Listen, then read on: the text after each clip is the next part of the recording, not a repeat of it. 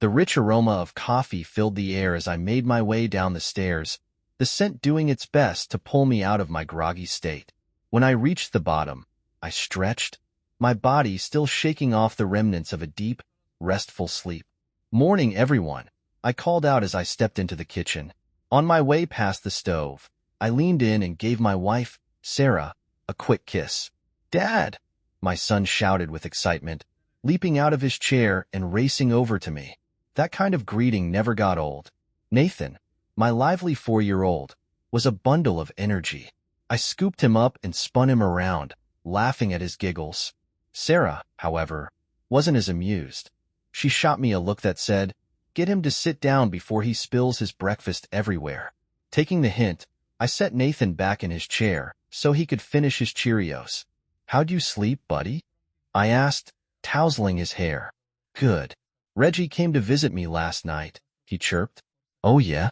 And how's Reggie doing these days?" I replied, putting on an overly serious tone. "His name's Reggie, not Reginald, Dad," Nathan said, dragging out the last word as if the name Reginald was the most ridiculous thing he'd ever heard. "My mistake. How's Reggie doing then?"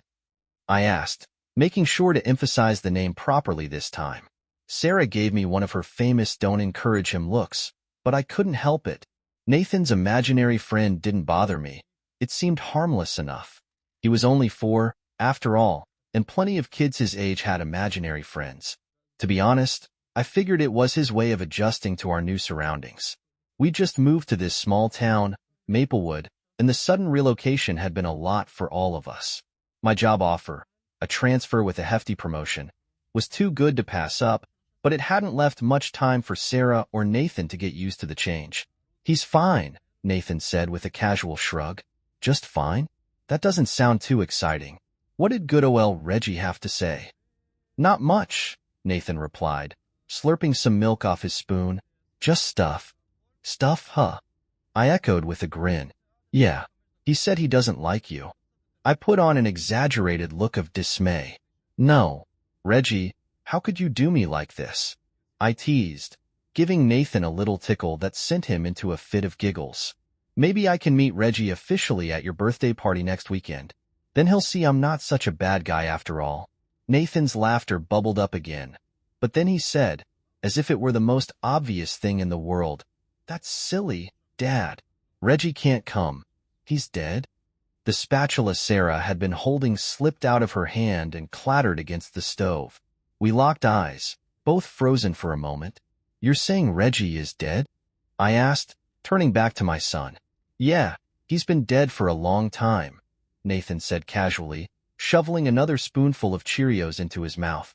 Then, without missing a beat, he asked, "Mom, can I go play in the backyard now? I finished almost a whole bowl." Sarah seemed a little flustered, but managed to nod.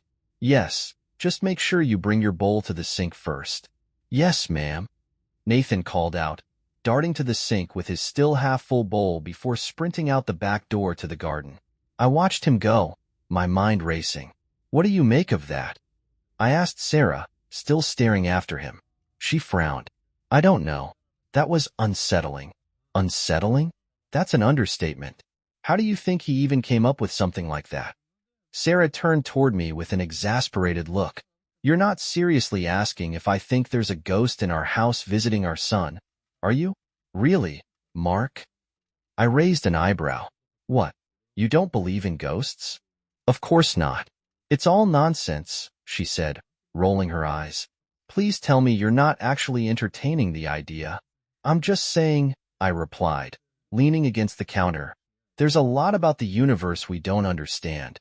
Who's to say there isn't something beyond this life?" She let out a short laugh as she turned back to the eggs sizzling in the pan. "That's ridiculous, Mark. Anyway, as you've said plenty of times, it's just a harmless imaginary friend, right?"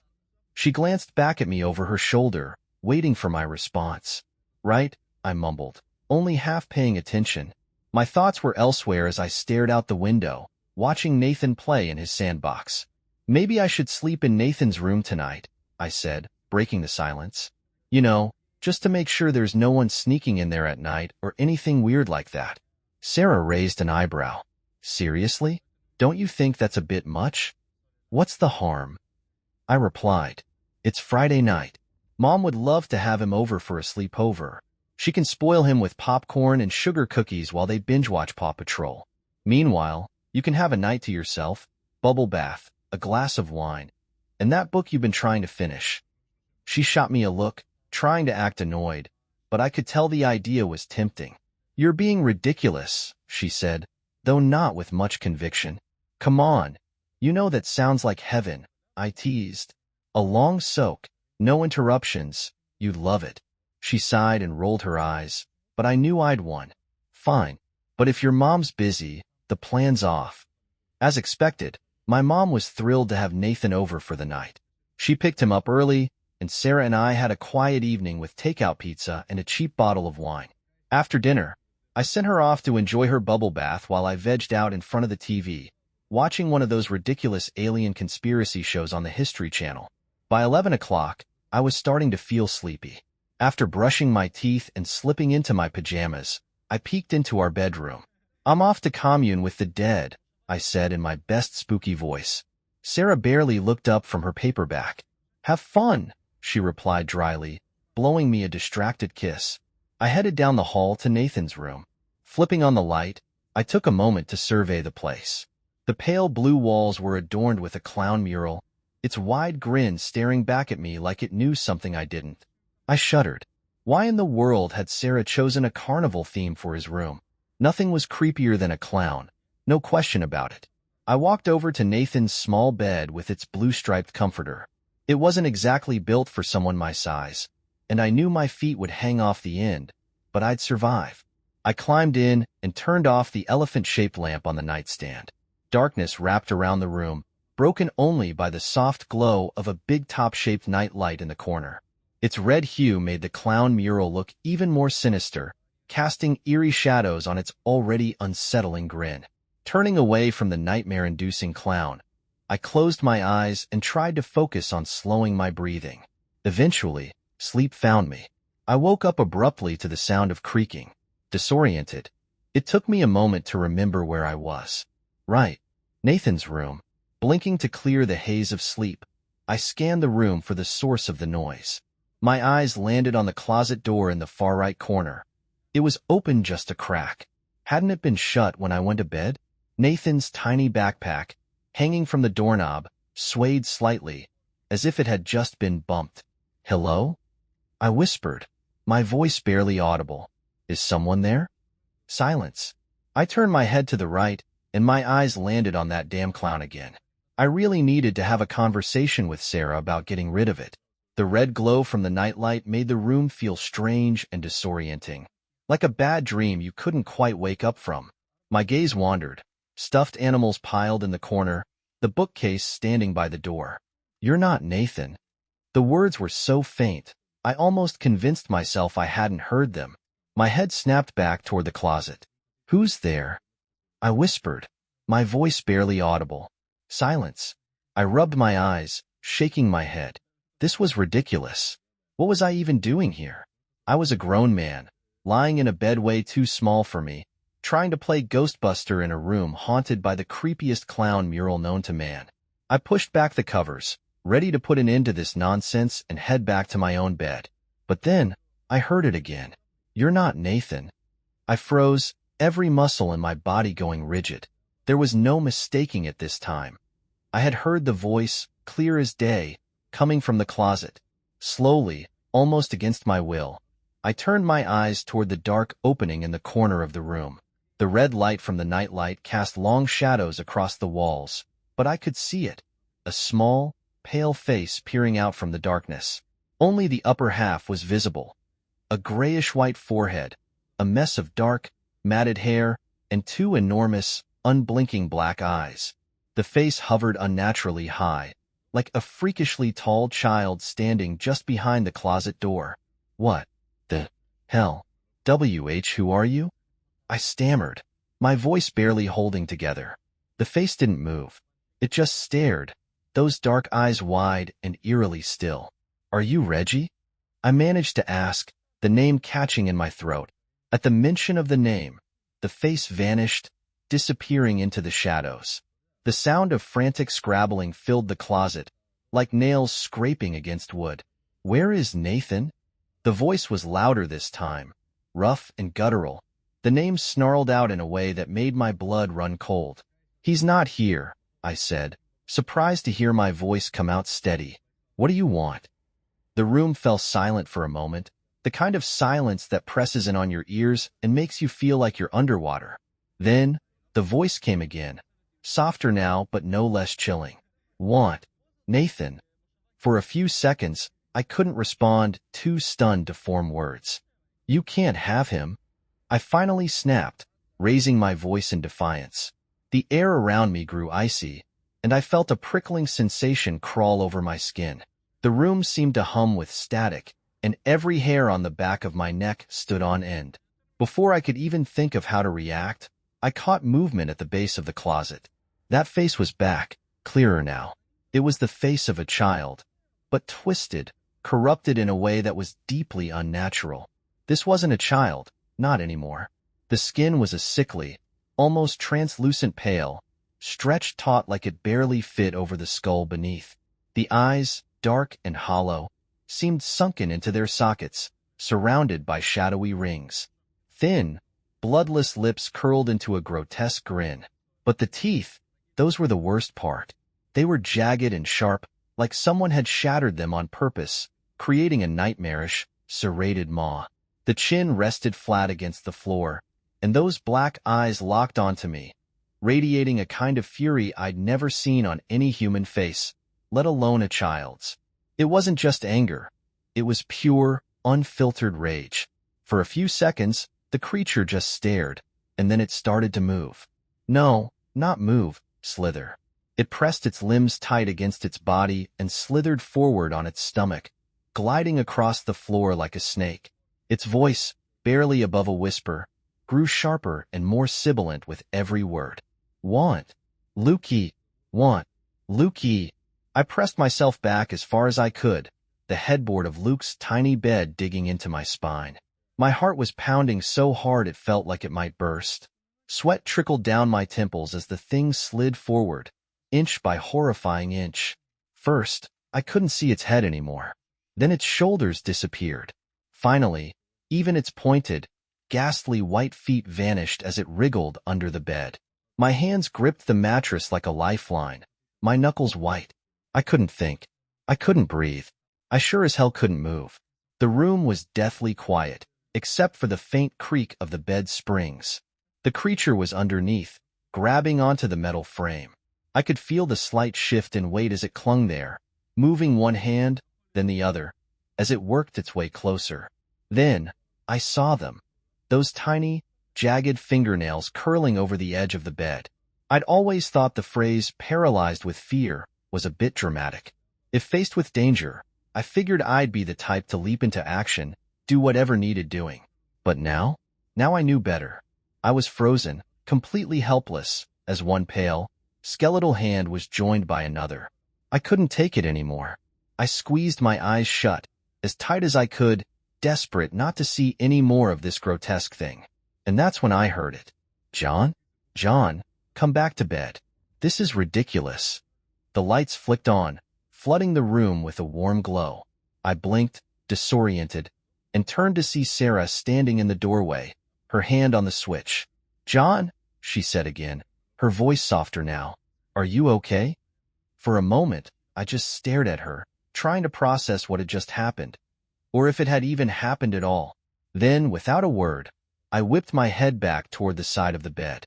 The hands were gone. There was nothing there. I let out a shaky breath I hadn't realized I was holding. "I'm fine," I rasped, though my voice didn't sound convincing. "All fine." Sarah glanced toward the spot I'd been staring at, her brow furrowed in mild concern. But seeing nothing there, she shrugged and moved on. "Come back to bed," she said over her shoulder. "I can't sleep without you.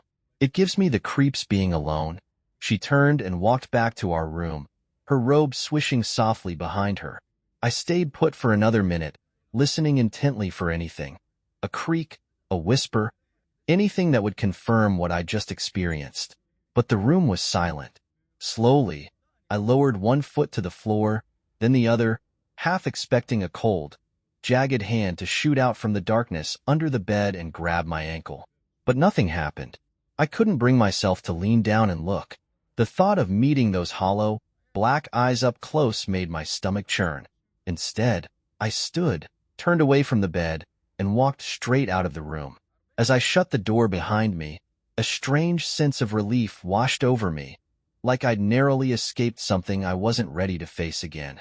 Back in our bedroom, Sarah was already sound asleep, her soft breathing filling the space.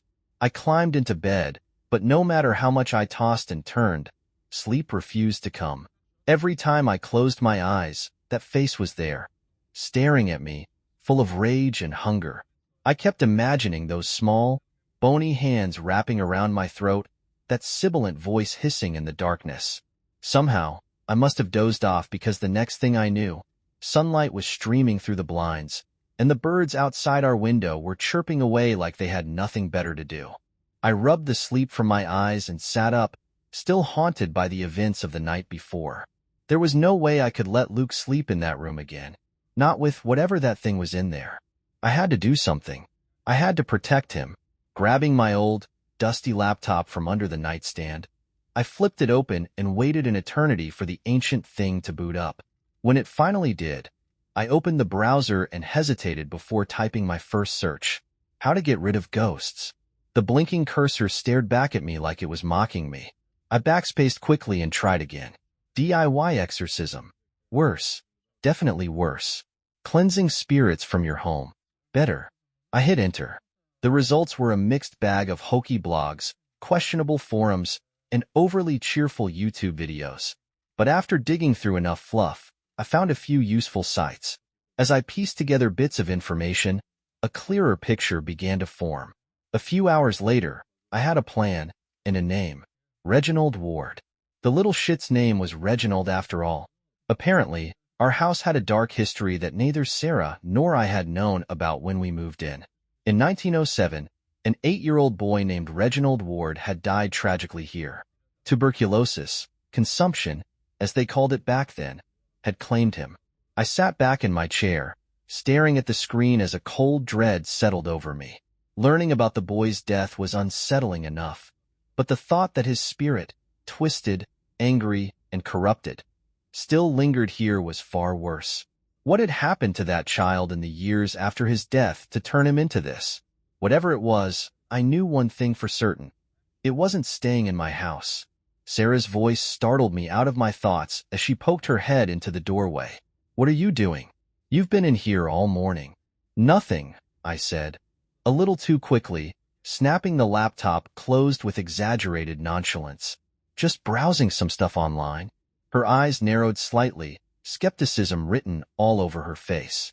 "Uh-huh," she replied slowly, stretching the word out like she didn't believe me for a second.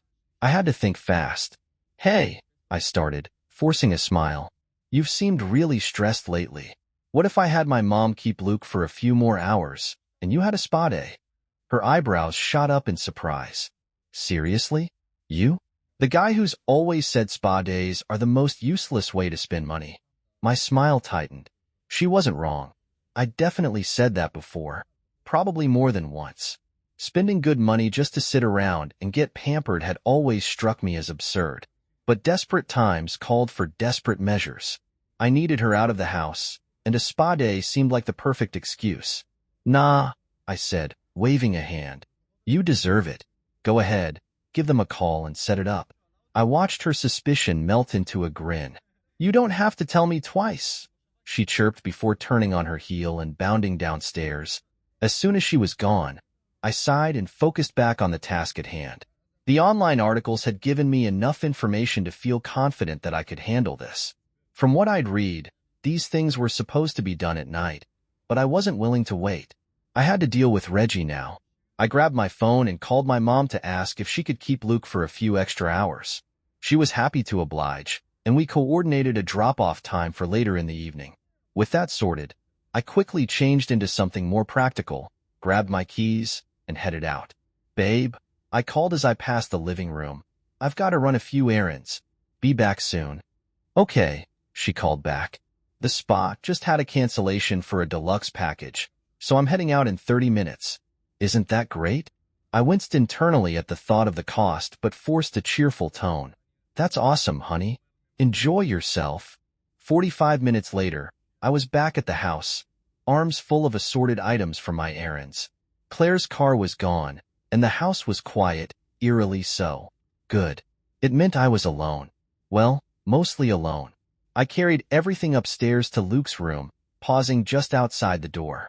The dim light filtering through the red curtains gave the space that same unnerving glow it had last night.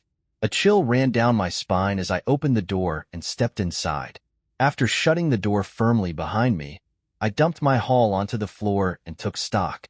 A sage smudging wand wrapped in string, an abalone shell, a large feather, a container of coarse salt, and the old Bible I'd dug out from the back of the closet. I sat cross-legged on the floor and pulled up my phone, scrolling back to the article I'd bookmarked earlier. My eyes skimmed over the instructions, double-checking each step to make sure I had everything I needed. This was it. Time to send Reggie packing. I started with the salt, carefully sprinkling a thick line across the bedroom doorway. According to everything I'd read, this was supposed to stop the spirit from escaping to another part of the house during the cleansing. Would it actually work? Hell if I knew, but I wasn't about to take any chances. Next, I set the abalone shell on top of the Bible. The Bible wasn't in the instructions, but I figured it couldn't hurt to have a little extra backup. Desperate times, right? I walked over to the window and pulled back the heavy red curtain. Outside, the rain was coming down hard, streaking the glass in relentless streams. I cracked the window open just a sliver, enough to give the spirit a pathway out, like the article suggested. The last thing I wanted was to drench Luke's carpet, but I hoped that narrow gap would do the trick. Pulling a lighter from my pocket, I flicked it on, the small flame trembling in the dim light of the room. I picked up the smudge wand and carefully lit the end. The embers glowed red as the fire took hold, sending a thin wisp of smoke spiraling upwards. I blew out the open flame, leaving the wand to smolder, releasing that earthy, herbal scent. Dropping the stick into the abalone shell, I grabbed the Bible with one hand and the large feather with the other. It was time. Starting near the door, I began circling the room, wafting the smoke with the feather.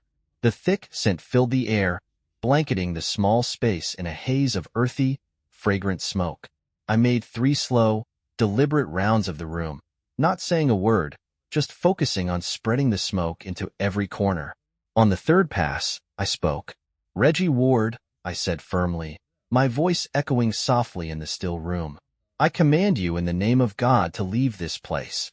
You are not welcome here, and you must leave." I stopped, holding my breath, waiting. Nothing. I resumed my pacing, my voice a little louder this time. "Reggie Ward, I command you in the name of God to leave this place.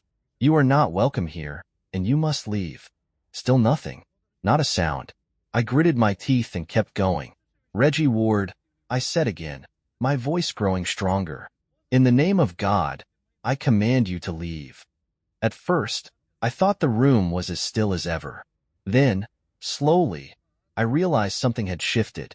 The sound of the rain was gone. It wasn't that it had stopped. It was more like the sound had been swallowed up by the room itself. The air grew thick and oppressive, like I'd stepped into a vacuum. Every breath felt heavy, my chest tightening as though I were underwater. My heart thudded loudly in my ears, quickening with every beat. "Reggie," I said again, louder now, my voice breaking the suffocating silence. "In the name of God, I command you to leave." The moment I said the word leave, a loud thump echoed from the closet. I froze, my breath caught in my throat. Slowly, I turned to face the closet. The door was slightly ajar, just wide enough for the darkness inside to seep out like a living thing. It wasn't the normal kind of darkness, either. It was dense, heavy, like the blackness you see when you close your eyes in the dead of night. My grip on the Bible tightened as I stared at the door, every nerve in my body screaming for me to stop, to run. But I didn't. Without taking my eyes off the closet, I started again. "Reggie, I command you in the name of God to leave this place." Another thump. Then came a sound, low and barely audible, a hissing, like air escaping between clenched teeth. It sent a shiver down my spine. Moments later, a deep, deliberate scratching joined the hissing, like nails raking across wood. "Reggie, I command you in the name of God to leave. You are not welcome here." The hissing grew louder, sharper, cutting through the suffocating stillness of the room. From the black void of the closet, a voice emerged, a rasping, drawn-out moan that chilled me to my core. "Dante ddd." The word came in a sibilant, breathy rasp, dripping with something I didn't want to name. "Reggie, you must leave now." I shouted toward the closet, my voice cracking slightly. "Dante ddd." The voice rasped again, louder this time. Suddenly, from the depths of that impenetrable darkness, two small, gray hands appeared. They gripped the edge of the doorframe, fingers curling tightly, nails scraping softly against the wood. "John." The sound of my name in that awful, slithering voice made my skin crawl, like icy fingers dragging along my spine. "John, don't." I steeled myself, refusing to waver. "Reggie Ward," I shouted, my voice trembling with resolve. "In the name of God, I command you to flee this house." The top of the creature's face began to emerge, pale and ghastly. Its dark, sunken eyes stared at me with something I couldn't quite place. Fear, anger, maybe even pleading. For the briefest moment, I thought I might feel pity, but I didn't. Quieter now, but just as firm, I repeated, "Reggie, you must leave." As I spoke, thin tendrils of smoke began to rise from the creature's hands, curling upward like they were being consumed from within. Whatever was happening, it wasn't going to last much longer. The entity's voice failed. The rasping turned into a shrill, guttural hiss that filled the room, echoing off the walls. The hands, still wreathed in faint trails of smoke, suddenly released the doorframe and fell limply to the ground. And then it moved. Its nails dug into the floor, scratching crescents into the wood as it dragged itself forward. Slowly, laboriously, its body inched out of the closet. In the dim, grayish light filtering through the storm clouds, I could see the creature more clearly than I ever had. Its mottled, gray skin seemed to ripple, almost alive, as the smoke continued to drift lazily from its surface. The creature raised its enormous black eyes to meet mine. For a moment, it almost seemed to beg, "Don't." The voice was faint now, barely a whisper. Before I could even think to respond, the smoke thickened, swirling around the creature like a living thing. It enveloped the small, frail body completely, swallowing it whole. Then, as quickly as it had come, the smoke surged toward the open window and disappeared silently into the rain. I stood there, frozen in place, staring at the empty closet. My chest heaved with shallow, rapid breaths. The room felt heavier somehow, as if the confrontation had drained every ounce of energy from me. Finally, my legs gave out, and I sank to the floor. My body trembled, exhausted and overwhelmed. I wiped the dampness from my brow and leaned my head back against the wall, my gaze fixed on the gaping closet. It was over. That evening, I sat on the couch with my wife, each of us cradling a glass of white wine. She was glowing from her spa day, relaxed and content.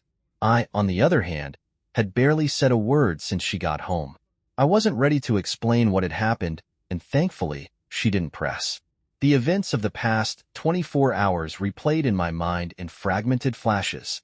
I wasn't sure if I'd ever fully process it all, but one thing gave me peace. My son was safe now.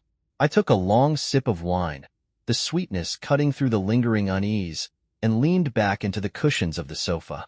The doorbell rang, and before I could set down my glass, I heard the quick patter of Luke's footsteps racing down the hallway toward the door. "Dad! Mom!" Luke came barreling into the living room, his little arms wide open as he launched himself onto the couch between us. Laughing, we both pulled him into a hug, letting his infectious energy wash over us. He started talking immediately, words tumbling out so quickly I could barely keep up. We made cookies, like a million cookies, and we played games, and Grandma let me eat all this candy, and I caught only snippets, but it was clear he'd had an amazing time. His joy was like a bright light after everything that had happened. My mom walked in a moment later, shaking her head fondly. "Luke, honey, let your parents breathe," she said with a chuckle. "I'm gonna go tell Reggie," Luke announced, bouncing off the couch and heading for the stairs. "I can't wait to show him the new puzzle Grandma got me." "Wait, Luke," I started. But he was already halfway up the staircase, his laughter echoing down the hall. My mom lowered herself into a chair beside the couch. "He couldn't stop talking about his friend Reggie all weekend," she said, settling in with a sigh. I smiled tightly. "Well, I think it's safe to say we won't need to worry about Reggie anymore." Claire shot me a curious glance, her brow furrowing slightly, but she didn't say anything. My mom shook her head. "The whole thing was so strange," she continued, ignoring my comment. "When I asked Luke about Reggie, he told me he was dead." "I know," Claire chimed in, her voice casual but tinged with unease. "Pretty creepy, isn't it?" "Yes," my mom agreed. "But then he said Reggie was his friend, that he was protecting him from the others." The words hit me like a punch to the gut. My heart stopped mid-beat, and I sat up straighter. "What did you say?" She glanced at me, her face calm, like she didn't realize the weight of what she was saying. "He said there were others living in the attic. Mean ones. He told me they tried to come downstairs to hurt him, but Reggie wouldn't let them. Reggie kept him safe. When I tried to ask him more, he clammed up." A cold chill ran through me, rooting me to the couch. "The others?" I whispered, more to myself than to her. The memory came flooding back with horrifying clarity. Want Luke. Want Luke. I understood now. It was never Reggie who wanted my son. It was them, the others. Reggie had been trying to warn me, trying to protect Luke from something far worse. All this time, I'd seen him as a threat, but he was never the real danger. Setting my wine glass down with a trembling hand, I tossed the blanket off my legs and bolted upright. The sound of Luke's scream tore through the house.